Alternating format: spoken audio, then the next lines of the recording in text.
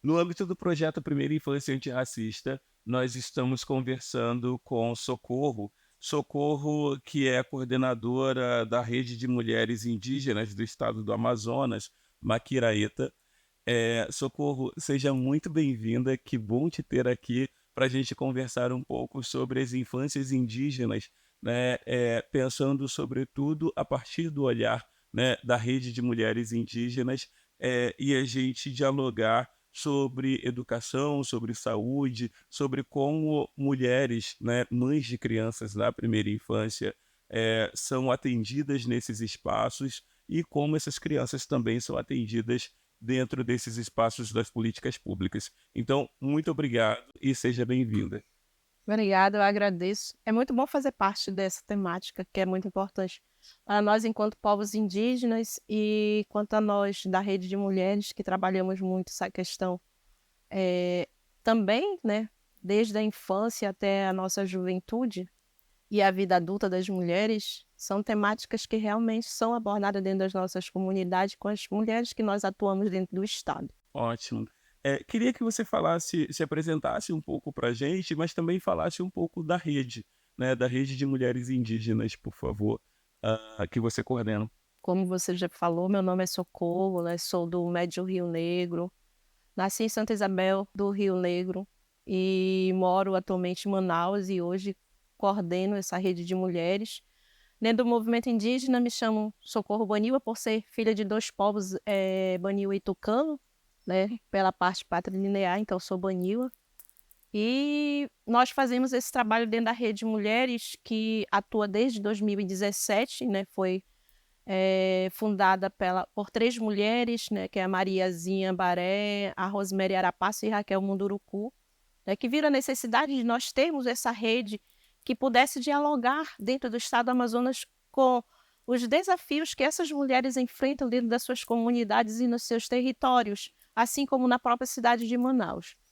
Então, essa rede vem desde 2017, levantando essa bandeira de luta com as mulheres, né, o enfrentamento à violência, saúde, educação e até a nossa própria medicina tradicional, para esse fortalecimento, que seja visibilizado mesmo na sociedade, que nós levantamos essa bandeira de luta enquanto mulheres. Eu vou aproveitar um gancho, então, na sua fala, né, quando você fala da medicina tradicional, dos saberes tradicionais, uma dificuldade muito constante com profissionais, sobretudo que atuam na saúde, é de muitas vezes considerar a medicina tradicional, né, dos povos indígenas, dos povos originários, com a medicina farmacológica. Muitas vezes os profissionais desconsideram a existência da medicina tradicional, impondo que seja usada somente a medicina farmacológica. Como é que você percebe que esse desafio acontece, sobretudo, na vida das mulheres e das comunidades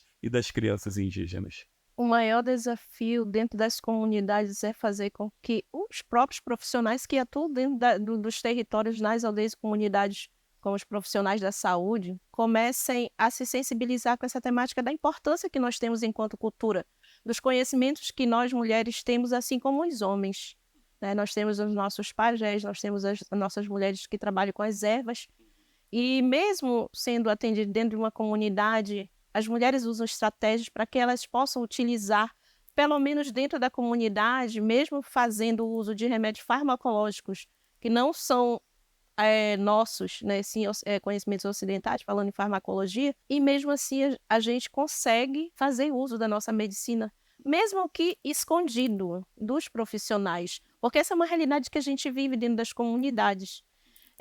Acaba que a gente acaba suprimindo esse conhecimento, deixando que estes profissionais, né, nos imponham como usar, por que usar.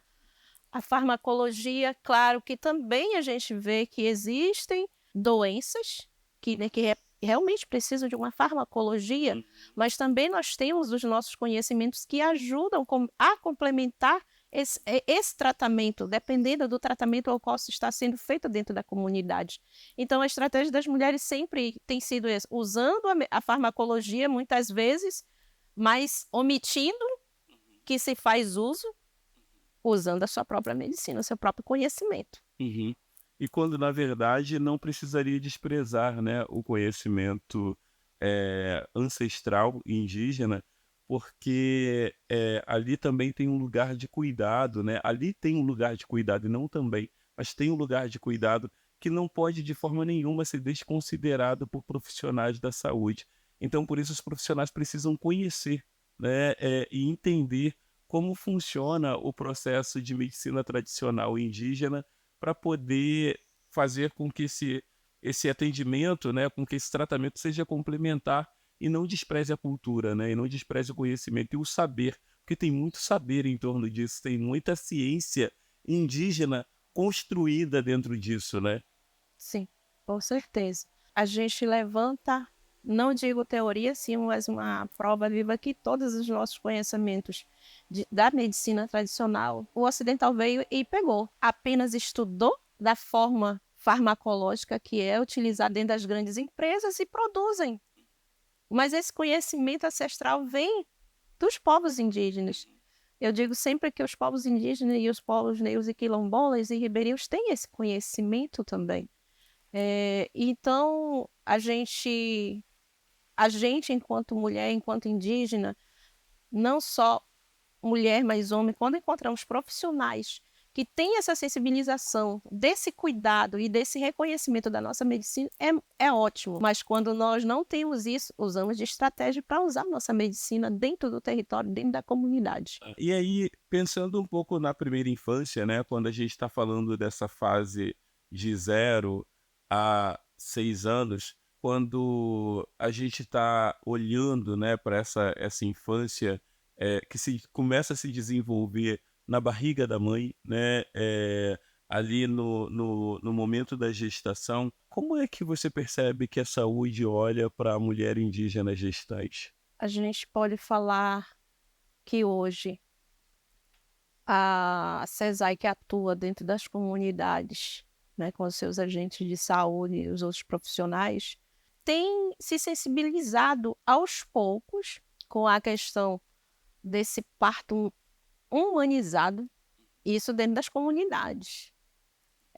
A mulher só é encaminhada realmente quando existe um risco, né, tanto para a sua vida quanto a da criança, mas, ao contrário, dentro da cidade, nas unidades hospitalares, isso não é uma realidade. As mulheres têm sofrido a violência obstétrica, porque o Estado se nega a ver que esta mulher tem uma diferença dentre outras mulheres que são atendidas nessas unidades hospitalares.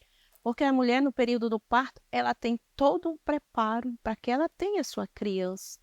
Ela é acompanhada pelo seu pajé, né, pela própria parteira da comunidade, que tem esse conhecimento ancestral de fazer com que esta criança venha, né, que nasça bem. Então, dentro das unidades hospitalares, essa violência tem aumentado cada vez mais. As denúncias que nós recebemos enquanto rede de mulheres sobre essa violência com as nossas mulheres indígenas que saem da sua comunidade, do seu município, para serem atendidas em Manaus, elas têm sido violentadas com essa questão de não haver essa sensibilização desse cuidado e de que também nós temos o direito ao acesso aos nossos pajés dentro das maternidades, assim como as nossas parteiras que nos acompanham. Porque existe uma equipe lá dentro da unidade de saúde, mas não é com o conhecimento que nós temos enquanto mulheres indígenas, enquanto povos indígenas, porque eu não posso falar só de um povo, mas cada povo ela tem o seu conhecimento, tem o seu modo de ter esse momento do parto respeitado, com os seus conhecimentos, com a sua medicina e com os seus cuidados. E não respeitar isso é uma violência, né? Não respeitar isso é também uma forma de racismo. E as pesquisas mostram pra gente, né, no Brasil, que mulheres indígenas e mulheres negras são as maiores vítimas de violências obstétricas, né? Em todos os estados do nosso país. E ah, diante do que você está trazendo, né, se a gente pensa em mulheres indígenas que estão fora das suas comunidades, né, elas vivenciam ainda mais essas violências porque os hospitais, de fato, não consideram e não respeitam todo o processo e o ritual de nascimento dessa criança indígena, né. E aí, eu queria passar para um outro dado, né, que é relacionado à educação. Quando a gente fala da educação, se a gente pensa em escolas que não são escolas indígenas, como existe nessa comunidade que a gente está nesse momento, mas são escolas que estão nos centros, e que acolhem crianças indígenas, dentro do grupo, né, de crianças a serem alfabetizadas, de crianças a passarem pelo processo de aprendizagem, muitas dessas escolas, muitas vezes não respeitam a cultura da criança indígena, não respeita o processo de adaptação, né, o processo de convivência que essa criança vai fazer dentro do espaço escolar, e aí muitas vezes começa a fazer diagnósticos precipitados. E dentro desses diagnósticos, muitas vezes falam que essa criança tem alguma espécie de transtorno, porque ela não se comunica com as outras pessoas e muitas vezes a comunicação ela se dá porque a não comunicação se dá porque essa criança não sabe a linguagem, né, não domina, né, a língua portuguesa, por exemplo, né, mas ela tem o domínio da sua língua, né, da sua cultura.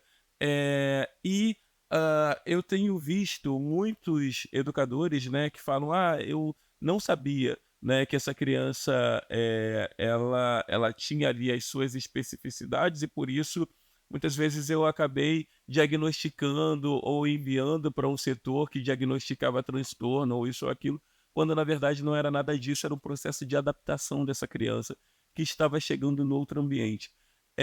Isso tem sido muito comum se a gente pensa desde a infância até a juventude, né, pensando nos, estudantes de graduação, nos estudantes indígenas que estão na academia, por exemplo. Então eu queria que você falasse um pouco para a gente sobre isso, sobre como o processo educacional, às vezes, também pode ser um lugar de violência, seja para a criança indígena ou para o adulto indígena. Nas escolas, realmente tem sido um lugar de que essas crianças sofrem, esse racismo, realmente porque elas chegam, de uma realidade, de uma comunidade, o qual hoje nas comunidades, por exemplo, que a gente tem visitado, existe uma educação escolar indígena diferenciada, com a sua própria língua, com a sua própria escrita. E quando essa criança é levada para outro ambiente escolar, que não existe essa educação, e esse professor não tem essa formação, nem digo que é formação, e sim informação, porque quando se é formado para trabalhar com as crianças, tem sim o conhecimento que nós temos que tratar a educação de uma forma diferenciada, sim, né. Temos uma lei, né, que existe, que trabalha a questão desses povos, e aí não se é levado em consideração por esses profissionais. Então essa criança indígena que está dentro das escolas e que sofre esse tipo de preconceito dentro das salas de aula com os professores e até com os próprios colegas, pelo seu estereótipo, pela sua fala, pelo seu comportamento, tem levado até muitas crianças a quererem mudar de escola, porque elas não se sentem acolhidas. Então a gente sempre tem falado sobre essa educação dentro das escolas, dentro das comunidades como fora dela, que a gente tem 2 pilares que poderiam sustentar essa educação antirracista, tanto para nós enquanto mulheres que somos mães, pais, né, que estamos ali fazendo parte dessa educação dentro do nosso território, dentro da nossa comunidade, que nós possamos começar a passar isso para essas crianças, né. E o fortalecimento só vem com a escola mesmo, de passar esses valores, de não se olhar, né, com esse olhar diferenciado para estas crianças, porque o professor, eu sempre falo que ele tem um papel essencial na vida de qualquer aluno. Se ele for um bom professor que passe as questões de educação, que realmente vá valorizar essa cultura, esse povo, não só os povos indígenas, mas toda criança, porque as crianças acabam sofrendo, não só as indígenas, né, os negros, os quilombolas, os ribeirinhos que estão ali, e até as crianças das periferias passam por isso dentro das escolas, dentro da cidade, né? Então, esse preconceito que é sofrido por nós, eu sempre falo das classes menos favorecidas, sofrem isso. Então, eu acredito que esse profissional, além de ser formado, ele tem que passar por uma reinformação, reinserido dentro do contexto no qual ele atua. Muitos professores vão para as comunidades indígenas sem ter esse conhecimento, sem saber lidar com esses povos, que existe uma língua diferente, existe uma cultura diferente, para que ele possa realmente realizar o seu plano, né, de aulas, de acordo com aquela realidade daquele ambiente no qual ele vai atuar dentro da escola. Maravilha. E aí, assim, queria saber que mensagem você gostaria de deixar, Socorro, para quem está nos assistindo no que se refere a esse cuidado, né, a uma postura antirracista, né, com as crianças indígenas, com as mulheres indígenas, com os homens indígenas, com os povos indígenas, na sua diversidade, né, mas para as pessoas que atuam dentro da saúde, da assistência social, da educação, que mensagem você quer deixar? Para todos os profissionais, assim como para nós que trabalhamos diretamente com os povos indígenas, nós temos essa mediação sempre com as mulheres dentro dos territórios e comunidades. Eu sempre falo, quando me convidam para falar sobre essa questão, que eu sempre falo que nós precisamos, enquanto profissionais, porque também acabamos sendo profissionais dos nossos pares, o que precisa realmente é de humanização. Humanização é a chave de tudo. Porque se você é um profissional da saúde, da educação, da assistência, se você não tem esse olhar do ser humano, da humanização, você não vai conseguir atender nenhum povo. Você não vai estar conseguindo atender os seus pacientes e clientes dentro do contexto dessa sociedade. Porque nós somos não só povos indígenas, nós somos seres humanos como qualquer outro. E nós precisamos desse olhar com sensibilização e respeito. Respeito à nossa cultura, à nossa diversidade, ao nosso modo de vida. Isso é essencial para que realmente nós tenhamos pessoas que nos olhem e valorizem essa cultura, essa ancestralidade de conhecimentos que nós temos. E somando esses conhecimentos com o conhecimento ocidental, ou seja, da saúde e da educação, acredito que nós damos um grande passo nessa sociedade em que vivemos. Muito obrigado, Socorro. Que bom te ouvir, que bom conversar com você. Quanto aprendizado num diálogo. Muito obrigado por isso. Obrigado, você também.